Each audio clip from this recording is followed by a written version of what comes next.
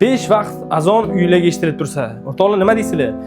O'rtoqlar bitta yaxshi xonadonimiz chiqqan, lokatsiya Chilonzor 25-kvartalda biz katta qani masjidning qarshida joylashgan 5 qavatli g'isht uyimizni 5-etaji, 2 xona, skvaznoy komplekt holatda mebel texnikalari bilan hujjatda 57 kvadrat.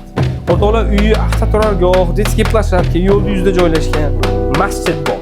O'rtoqlar qiziq bo'lsa oxirigacha ko'ringlar, planyorka bilan tashlaman. Ko'rganinglar hozir veranda qismimizda biroz 2 ga 6, tashqariga qaragan shunday katta keng oynalari ham bor. Bu tomonda kuxnyamiz, ayol qizlarimiz pishirtirishlik uchun mebellarni qilib qo'yishgan. Xo'p, razdelli sanuzel, hojatxonasi, hammomi, alohida hammom, yonginasida hojatxonasi.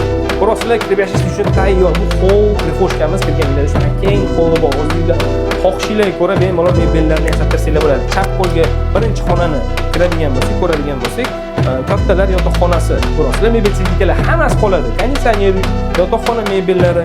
Xo'p, o'ng qo'lga qaraydigan bo'lsak, asosiy xonasi, ya'ni mehmonjonlar uchun mehmonxona katta, keng, mebellariga e'tibor berasizlar, sifatli mebellarni qo'yib qo'ygan ekanlar. Yumshoq mebellar, televizor, bu xonada ham, ya zalda ham konditsionerlari bor.